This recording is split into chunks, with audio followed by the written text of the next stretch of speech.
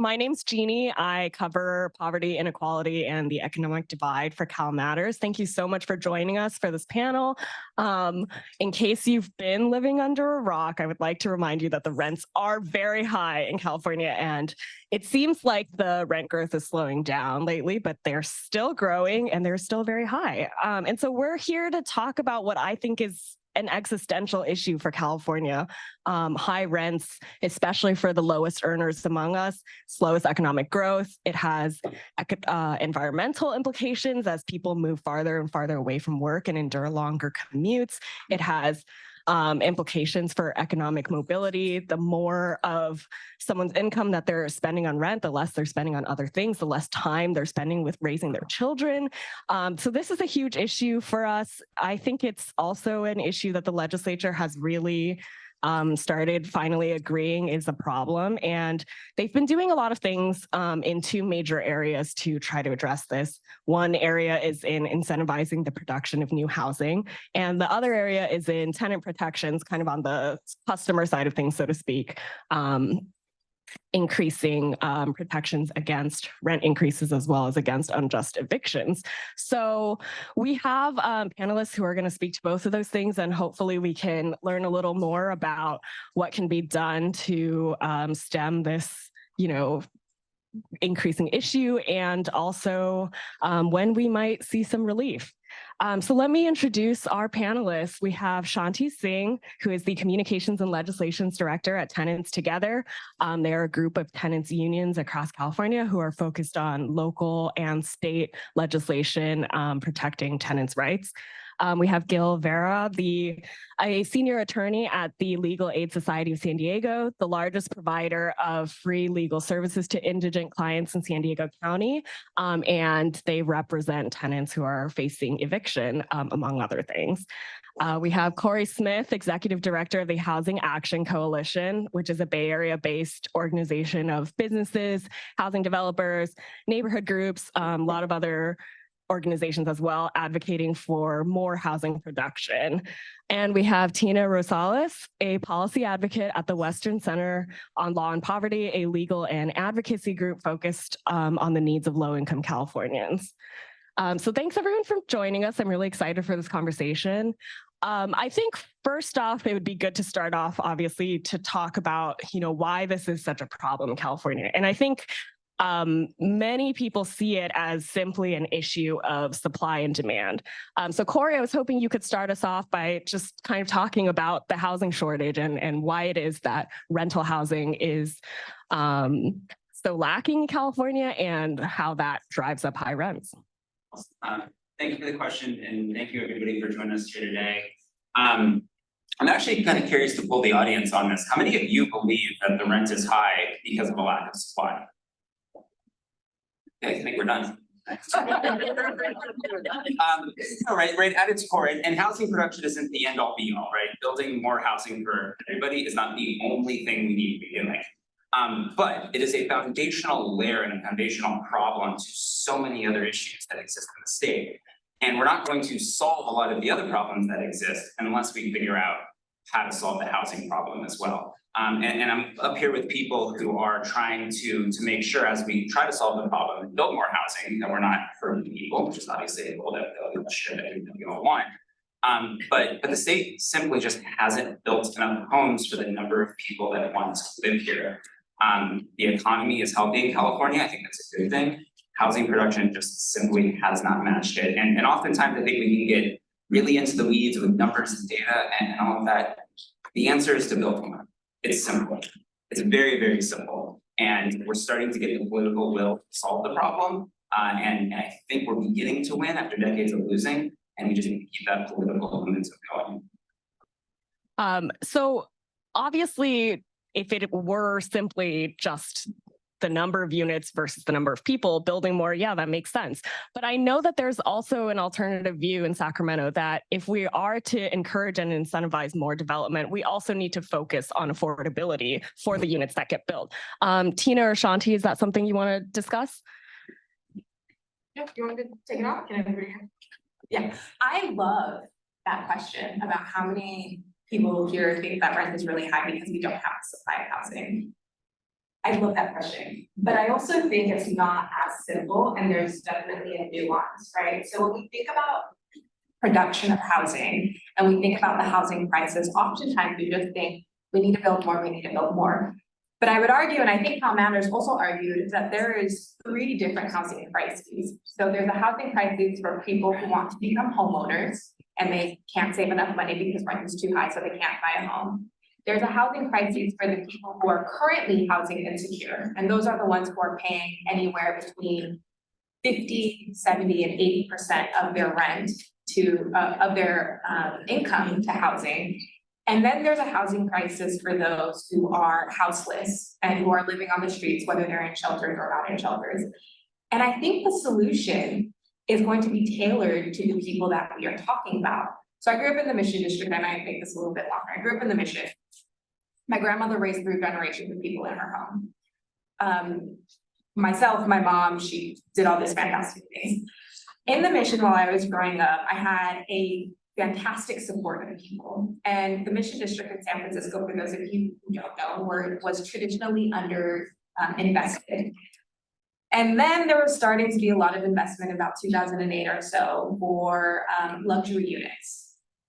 The same unit that my grandma was only paying $300 for, overnight, that unit went up to $5,000.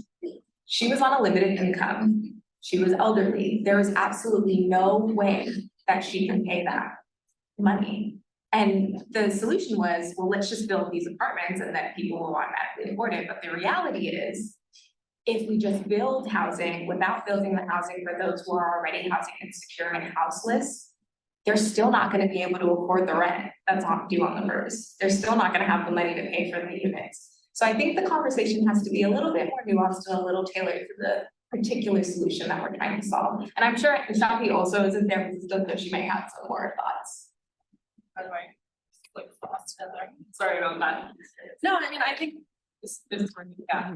I think it's also important to like contextualize it. You really, really zoom out. I mean, we're in California, we're in the 4th largest economy on the planet, but you know, what we've been dealing with in America is decades and decades of wages going down or stagnating, which is exacerbated racialized income inequality. We have deep income inequality where we have people who are working, 50, 60 hours a week, but they just don't make the kind of wages that are gonna, be anywhere close to market rent, right?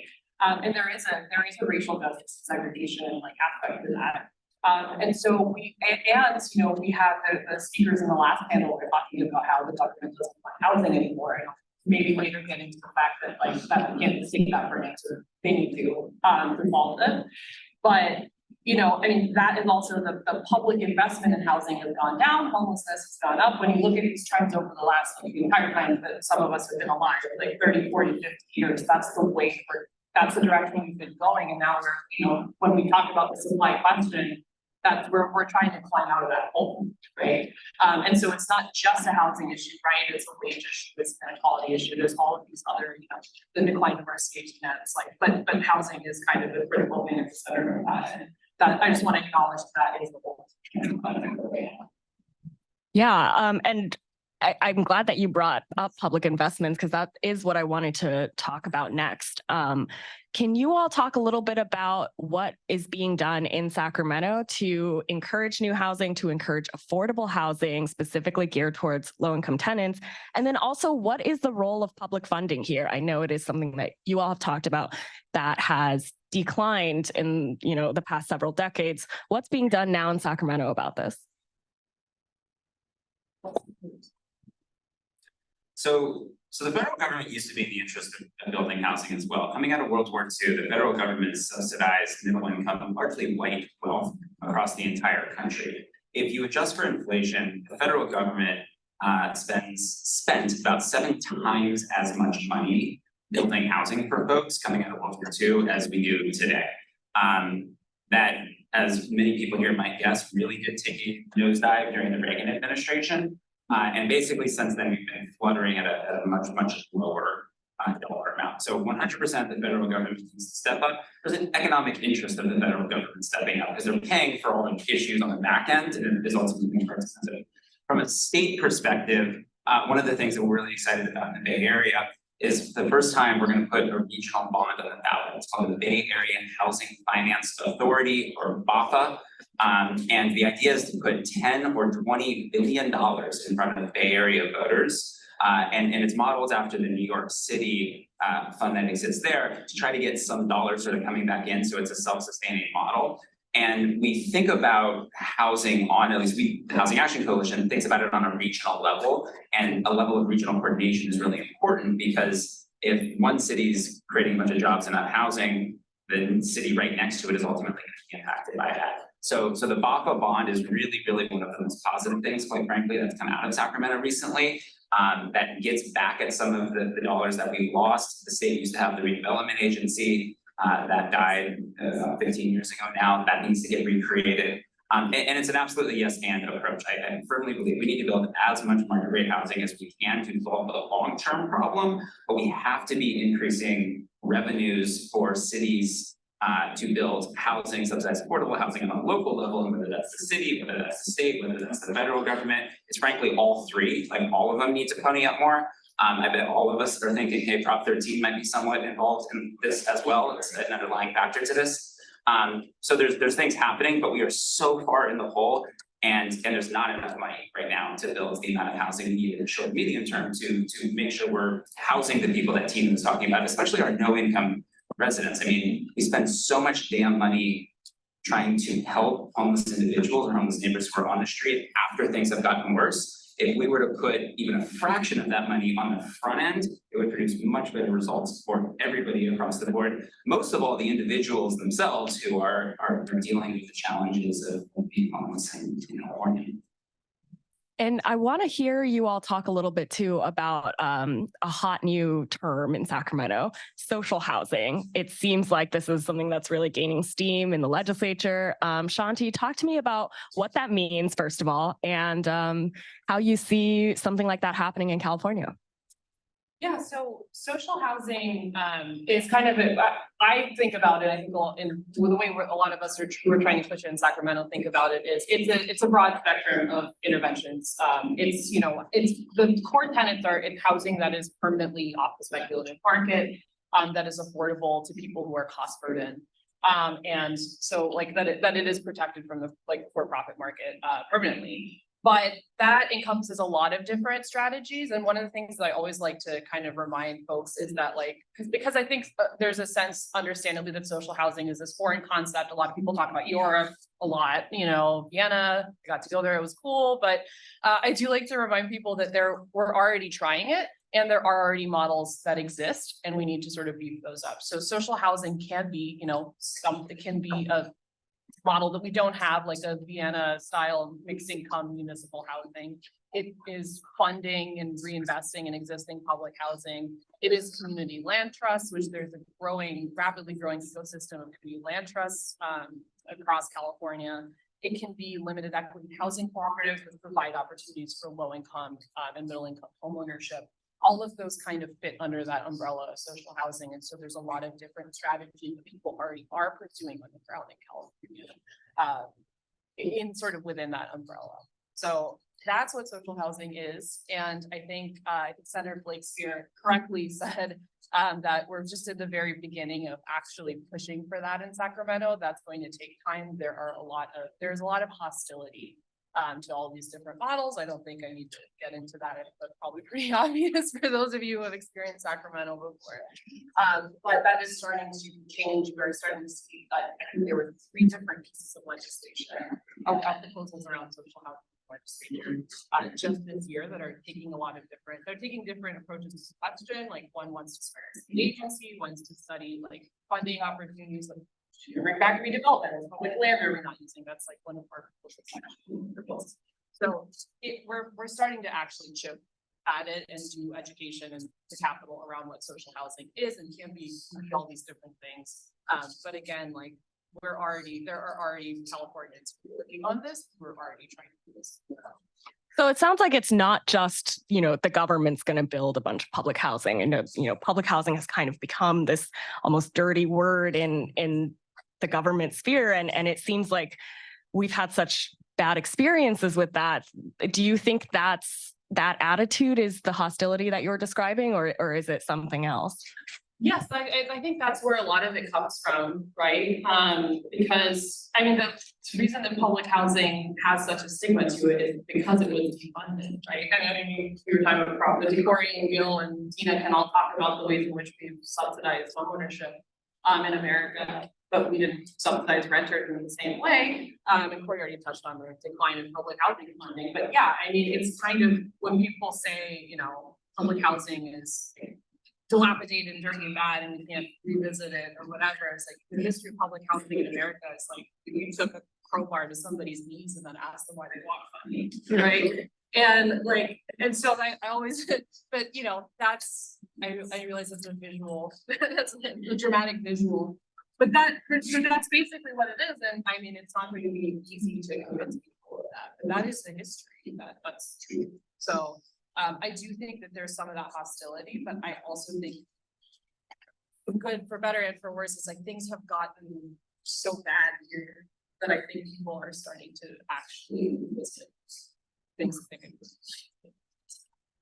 So with all of those new ideas coming down the pipeline, with these bonds being proposed, with somewhat loosening of the regulations that we place on developers before they start projects, when can we expect some relief? When can market rate rents start coming down? Do you all have predictions? When we stop putting profit over people. And I have no idea when that's gonna happen. But I don't know if it's just market rate rents that we have to think about. Like I said, plenty of times, we gotta think about rent for people who can't afford market rate rents, for those who are households, for those who are already rent burdened. There is a bill that we're working on, ACA 10, which will make housing a human right in our constitution. It doesn't necessarily mean that all we have to do is, you know, everybody gets a house. That's not what it means. It just means that the government has to have like an affirmative duty to produce housing that is security and tenure, housing that is affordable. But then they also have, along with the production, they have to do some other things. So that could be, you know, ensuring that everybody has a right to counsel and eviction defense proceedings. I was an eviction defense attorney, and we have also a fantastic eviction defense attorney here. But nationally, only 4 people who are facing an eviction have an attorney, whereas 80% of landlords do. Most people don't even get the due processes available to them. So we can do things like that. We can strengthen rent control. That doesn't mean you can't make a profit off of your property. It just means you can't make $1 billion profit off of that property. There's things like there's a potential millionaire tax where, you know, the millionaires can keep 99% of their income, but that 1% can go into providing housing for almost every Californian who is experiencing houselessness, with money left over to provide, you know, childcare, those types of social programs. But I think that the government is a little slow to keep up with the times, and I think a lot of people would prefer to live in a society where maybe they don't make as much, but they have a better society overall. Yeah, I just want to add, like our panelists have said, we subsidize housing. It's just we subsidize homeowners. Right, Prop 13, the mortgage interest rate deduction, we subsidize homeowners tens of thousands of dollars a year, and we don't subsidize tenants at that same level, right? And that's been happening for decades. And if you think about it, Prop 13 is a way of rent control for homeowners, right? It fixes your housing costs, right? And what does that do? It allows you to save, allows you to account for unexpected expenses. But when you're a tenant who has no control over what the rent's going to be set at, then you can't save, so you can't get ever out of the cycle of poverty, right? It's hard to break that generational cycle if your parents are stuck in that cycle. I myself was very lucky. I didn't realize what privilege it was to be raised in a single family home, not very big, that my parents owned. I didn't realize that privilege, and I didn't grow up in a really nice home until I started representing tenants with kids, right? Knowing that like, if you don't pay your rent, like you're gonna be moved, do I have to move my kid's school? It's in the middle of the school year. There's all these considerations that we don't think about when you're a homeowner. And that stability that tenants don't have And I see that, every day, and I myself used to practice defending tenants in Los Angeles. And then I came back home to San Diego, my hometown.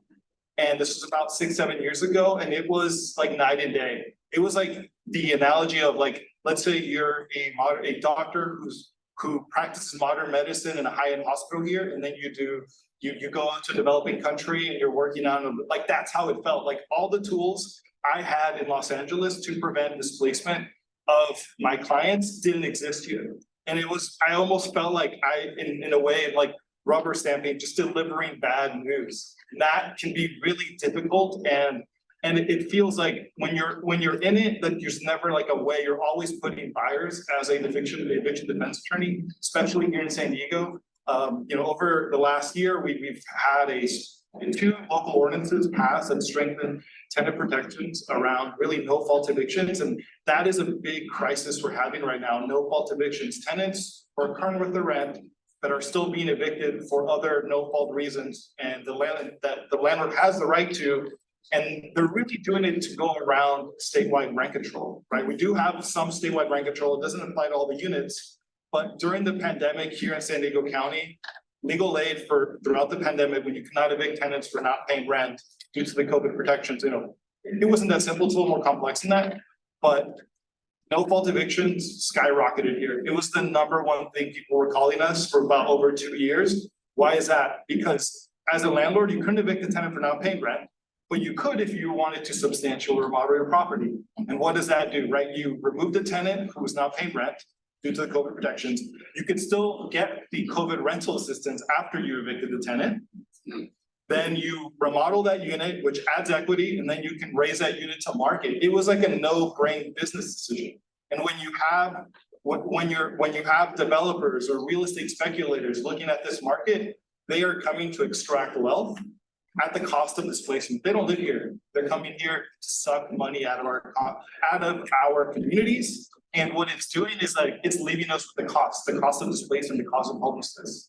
Sorry, instead of get off my soapbox. No, thank you for.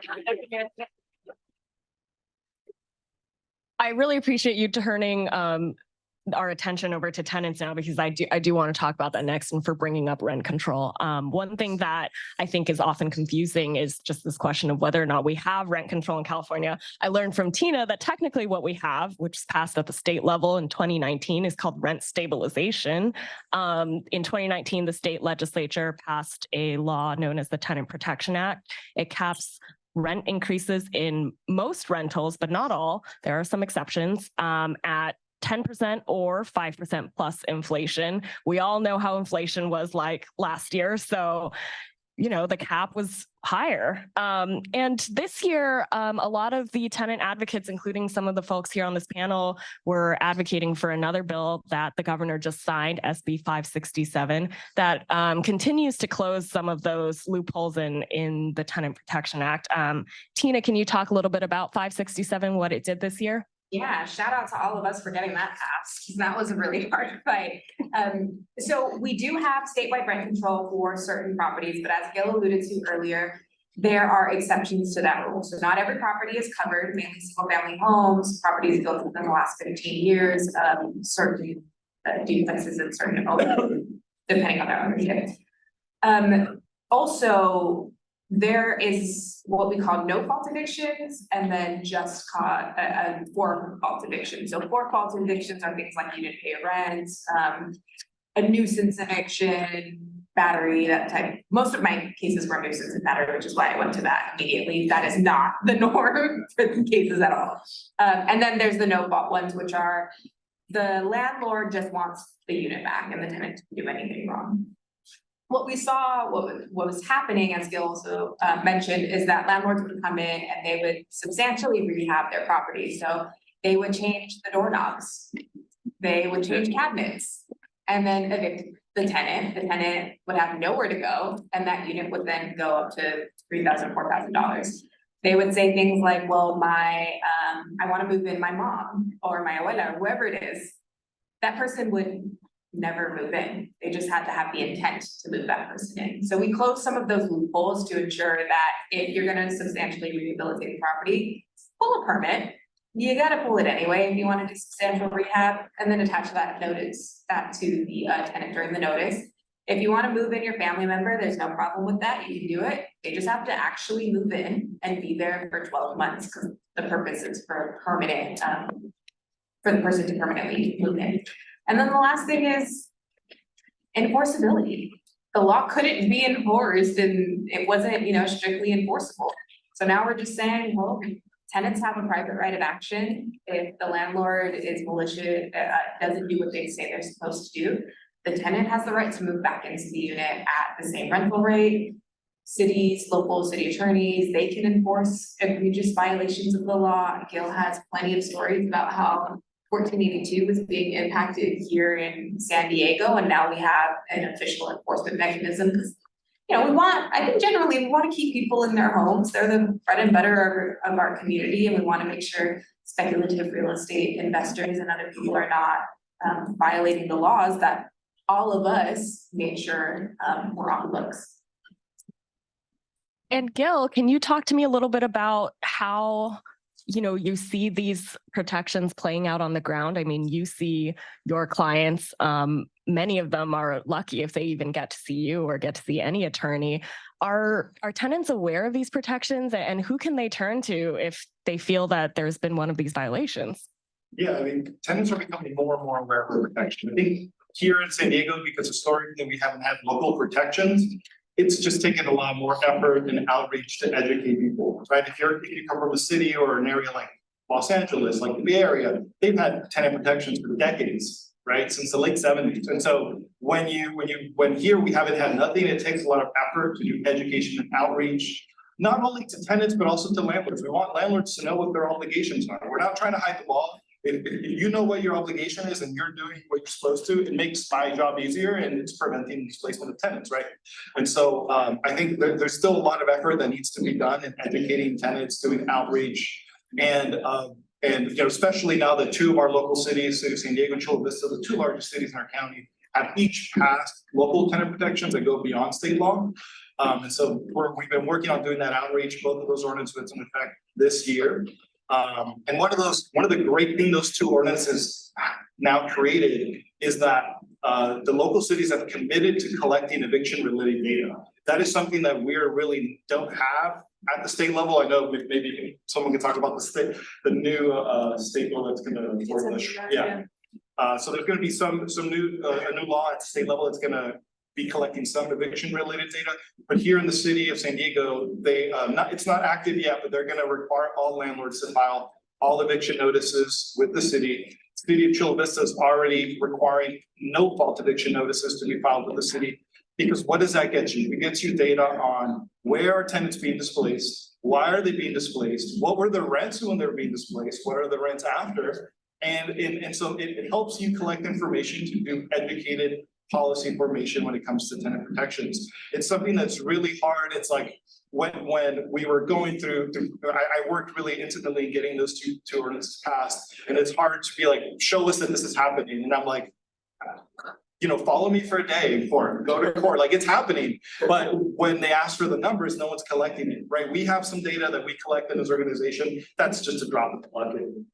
And the other great thing that this data collection has, it helps with resource allocations to prevent homelessness, right? Like you get information about who's being displaced, it might be elderly, fixed income. You might, as a city, then be able to allocate resources before someone falls into homelessness, which we all know that can be a critical juncture in preventing that from happening.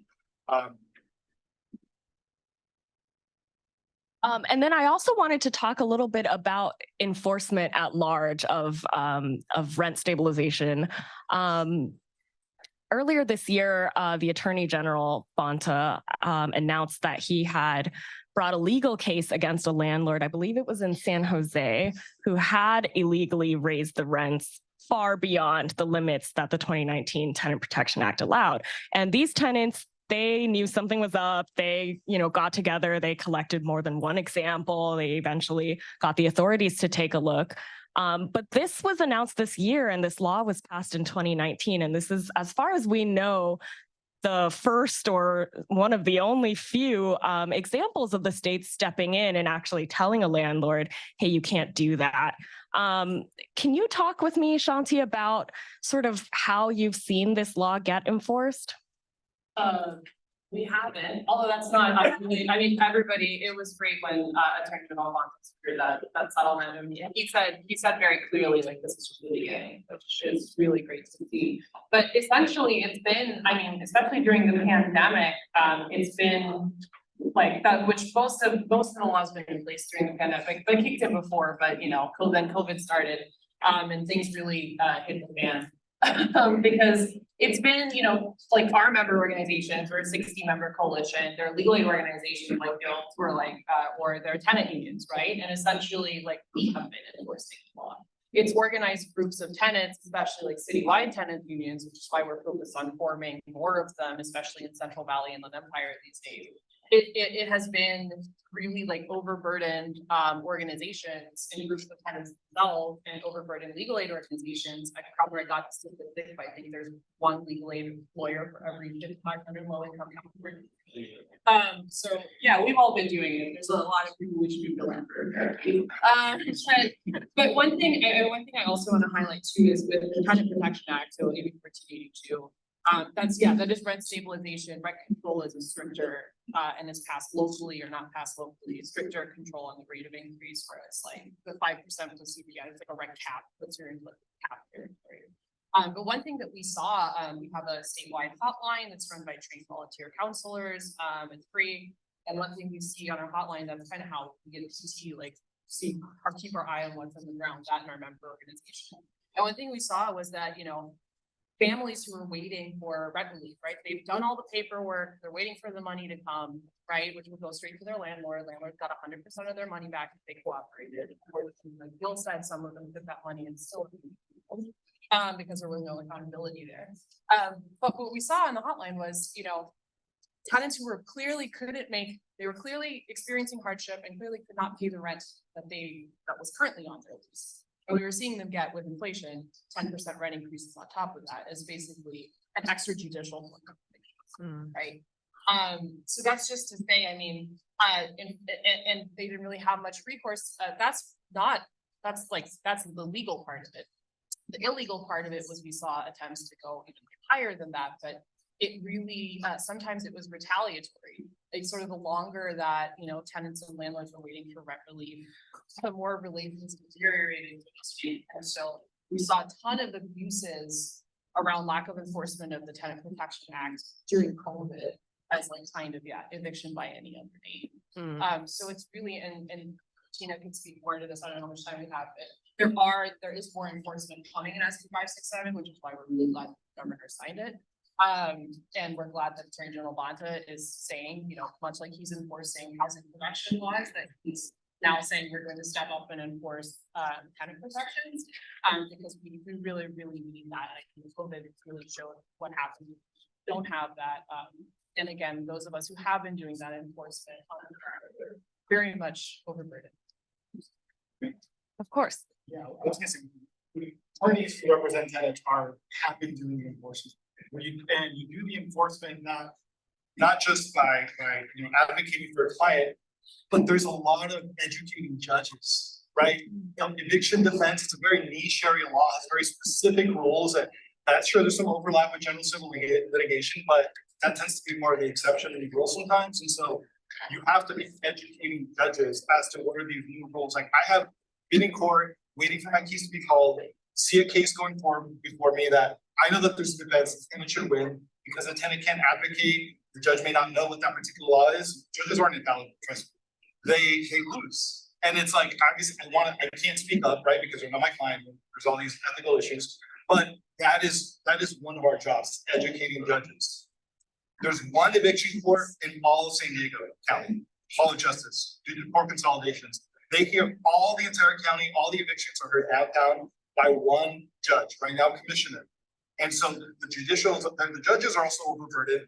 That courtroom also tends to be a training ground for new judges. And so it's like every year or so, there's a new judge put in there. So it's like, great, we now have to educate someone new. And it takes a while, you feel, right when you feel that they got a good feel of it, they're bounced to a different department. And so that is just another thing that those that provide direct legal services to tenants are having to face. Thank you for adding that perspective. And I just want to bring it back to one more point before we take audience questions. There is an important carve out in the statewide rent stabilization, which is that a lot of new construction is exempted. And I wanted to turn to Corey and talk about why you think that's important, because, you know, we want developers still to be building new housing, and they do need to make money in order to do that. And so can you just talk a little bit about where you think the limitations of rent caps should be? Yep, and this is certainly gonna be potentially literally facing every California voter again next year. There's a petition circulating for a cost of living repeal. It's functionally a math problem, right? It costs money to build housing, and then developers need to make enough money to pay the bank back for the loan that they took to build the housing in the first place. Pro forma, so the terms that we used in the previous panel, they talked about things penciling. It's that basic concept though, right? Revenues need to exceed costs in order to get a loan to build something. As it's specific to Hawkins or rent control rather, it's, you know, we're talking about this earlier, right? It caps the amount of rent that can go up month over month, which will keep revenues down for whoever is building. And if we are holding the revenues down, then the total revenues will not get to the point where the project makes sense. It doesn't pencil and nothing gets built. I have talked to enough developers. I do think there is a sweet spot at 30 years, where basically if a builder builds, they set up their 30-year loan back to the bank and whatever equity partner that they may have. And I do think we could get to a place where after 30 years, what was market rate housing then becomes rent controlled housing. At that point in the time, it's also generally speaking going to be more affordable because it's a little bit older as it is. But it's that balance right there. You know, in personal capacity, I voted for the repeal the first time. I did it the second time. I've lived in rent controlled housing for 10 years. I work for a nonprofit. There's zero chance I'm never going to be able to buy anything. So I get the benefits of rent control. I'm living the benefits of rent control. But if it's a hamper on production, then we're not going to be able to achieve the long-term goals. And I think a lot of what we all deal with on a regular basis is we're really trying to solve different problems, right? I'm trying to solve the macro big picture problem. So I'm just like, build as much as you possibly can. And that's the issue that I'm trying to pay attention to. And there are others here that are just like, yeah, but there's people on the ground today that need to be protected. And so we got to do everything we can to protect individuals. And too often these things are at conflict, and they're theoretically they shouldn't be. But this world that exists right now, especially politically, where YIMBYs, if you will, and equity-minded individuals are fighting each other. But ultimately, I think, at least from my point of view, I don't think any of the work that any of these advocates are doing is anything other than trying to help people and make sure that people are protected and stable in their homes. And if we can figure out a way to not have these two things be in conflict, to say, hey, we can be building as much as possible, and we need to make sure that we're protecting people at the same time. If we can find that sweet spot, I do think AG Bonta is really one of the people that can kind of navigate that. David Hughes, the city attorney in San Francisco, is another person I think who really tries to navigate that well. I do think we can get better outcomes both in the short term and the long term for everybody. Yeah. I can add really quickly to what Corey was saying too, like this year in the legislature, I think for the first time in a really long time, there was basically an attempt to amend cost of options, how much we can fix. And it wouldn't be, I think, by the time it reached the Senate floor, it basically was about the 20-year only. It was about what Corey was throwing out there. And I believe it got 15 ayes, 15 no's, you know, in a Democratic supermajority state. And I just want to highlight that even though, like, yes, we definitely have our disagreements, but that was actually a bill that was supported by contenders and local ones, and also supported by community organizations. Was it exactly what everybody wanted? Probably not. It was, but the reason that I'm bringing that up is because even when there was kind of some agreement that, like, among some groups, the fact of the matter is the real estate, or well, rather the certain parts of the real estate industry, particularly the landlord and realtor lobbies, they didn't want it, right? That wasn't, so it's like, I just want to contextualize, we have our universe when we're talking about, you know, maybe we'll reach compromises, maybe we won't. But at the same time, it's like there's just zooming out, there's like this bigger force of people who have no change at all. And unfortunately, as long we're just gonna have to do that. Yeah, let me just add one nuance to this, because as I said earlier, I grew up in an area that was primarily low income and then market rate housing came in. When there is market rate developments and those units are going for a certain price, that incentivizes the landlords in the other in the area who are already there to evict the tenants for in whatever means and then raise their units to the market rate price. So as we don't have true rent control, because rent control would say, you know, we also have like vacancy control and things like that, which we don't have, we just have rent stabilization. And so I do agree that I'm not saying no market rate units, right? Like that's kind of an absurd thing to say, but there is definitely a nuance there because then everything else in that area then starts getting increased and then they're kind of matched it. There's also a lawsuit and Sahanti or Gilberto may have the lawsuit better in your head where they found that landlords were actually colluding with each other who were using certain software. Yeah, it's actually. Yeah, it was actually filed here in San Diego, and it's like these group of big landlords using this algorithm to essentially like pump up the rent. And so like they're all kind of feeding off each other, driving up rents, and obviously just taking the rents with it, and everyone, or not everyone, other landlords benefiting from this price point. Yeah, I think it's actually a national product too, but it's kind of, yeah, there's a kind of, we want to, well, I mean, obviously if you're that company, you want to grow your product, you want to grow your subscription, but how you're going to make money, right? So they want to keep expanding and expanding into landlords who maybe otherwise like more community minded landlords would say, maybe I don't want to just hike up the rent just because I can, but that's kind of the customer base that they're going after, for this fashion. So I want to turn it now to some audience questions that thank you everybody for submitting. I have now a few in front of me, and this one's good because it speaks to another complicating factor that we didn't touch on. Can panelists speak to the impact of short-term rentals on supply and affordability and what is being done to protect renters? That's all you. All right. No, there are, I mean, short-term rental regulations, there are more of them. I think there's actually some consensus on people who don't always agree that, yeah, that's a supply restriction, right? That's not housing that you can permanently, or not permanently, but you can lease for a year, et cetera. So it's, you know, there's been, I think, a growing consensus in the passage of short-term rental regulations, right? Over the last maybe like 8 years or so, into San Francisco in ours in 2016, LA has one. Now, once again, to get back to the question of enforcement, it was recently reported the city of Los Angeles lost out on $300 million of revenue that could have been used for affordable housing, 300 million, because they did not enforce the penalty.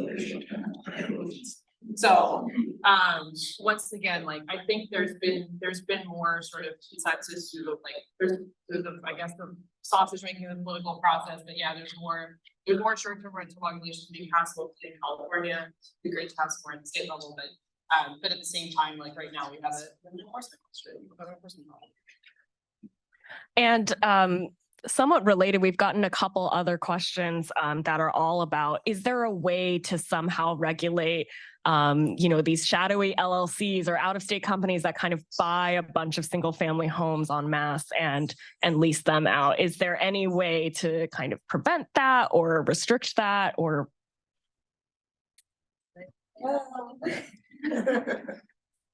Yes, I do. So, yeah, there was a bill and, you know, California, I think, is known to be a very liberal state, very democratic state, but we do have a state that is also run a lot by moderate Democrats.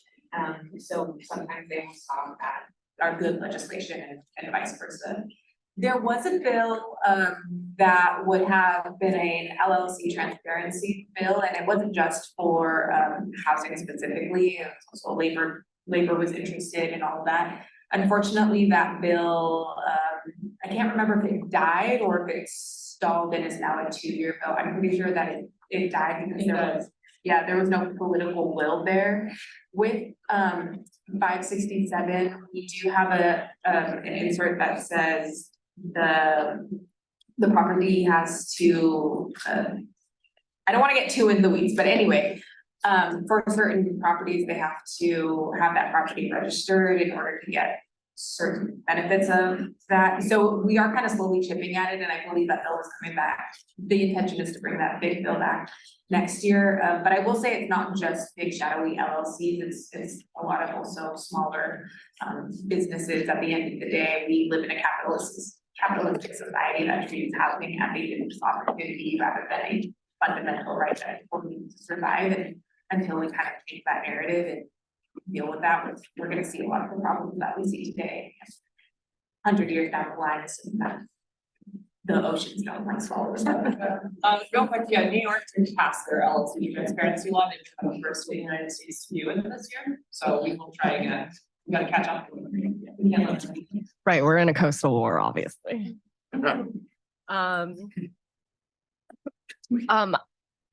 Sorry.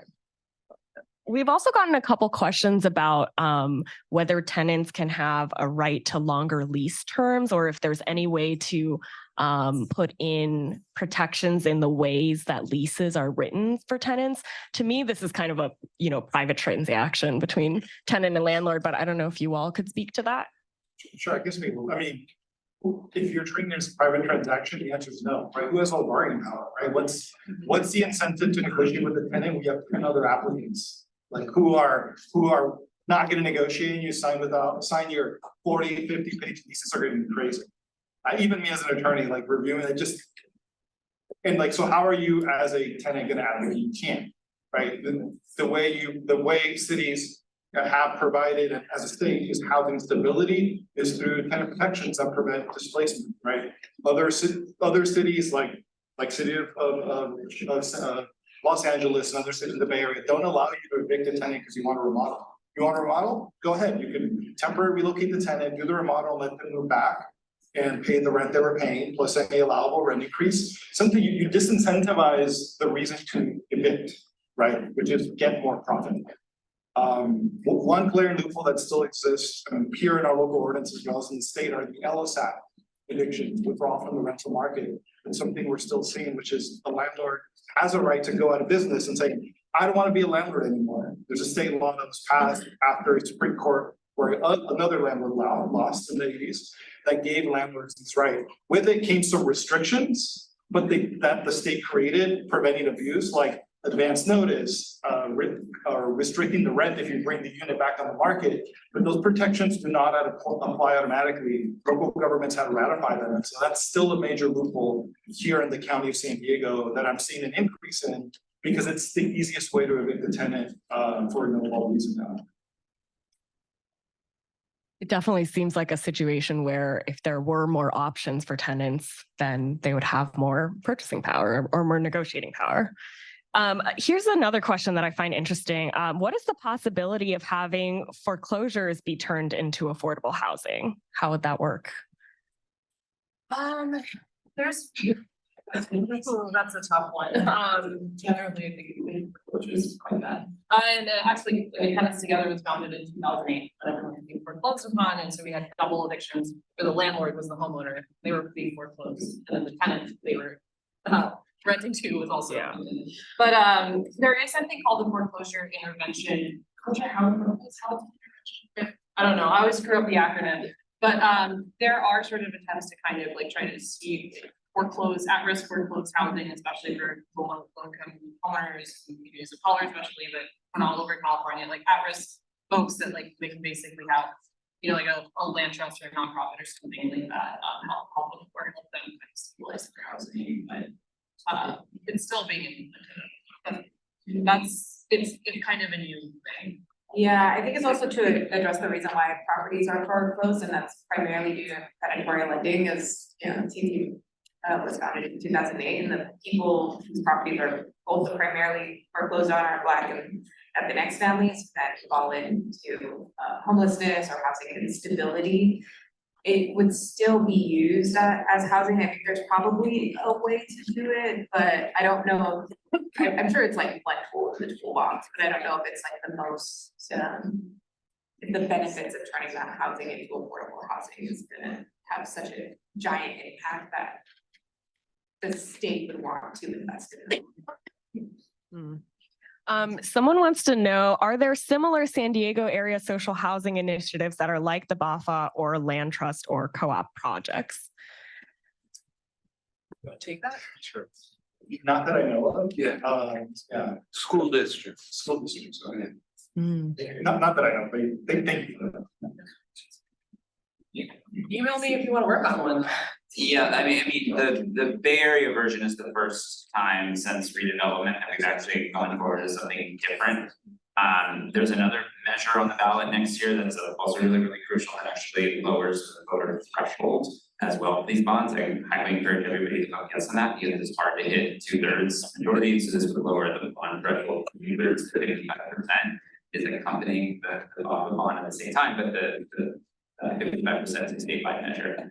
So it's a really useful tool. It means local governments have such a difficult time generating revenue across the entire state. So this is something that the state is providing its residents. Hey, if you want to be able to make it a little bit easier through the bond system to be able to do that, because a lot of these things, it's so resource constrained, right? Like the idea of buying foreclosed homes, it can't do it at scale because the amount of money that it takes. You haven't noticed real estate in California is really expensive. Yeah. So it's like we want to do a lot of these things and without the investment that is needed to do it. I personally don't feel like it's realistic, and I think the entire social safety net pieces that we're talking about, these are all band-aid solutions that are absolutely needed and full support, and they exist because of a broken housing market that it might not be the best solution to build as much housing as humanly possible, but if anybody has another idea on how to fix this without building a bunch of housing, like we're all ears, so it's pushing towards that at the exact same time, so that social safety net isn't needed to the level that it is currently needed at for folks.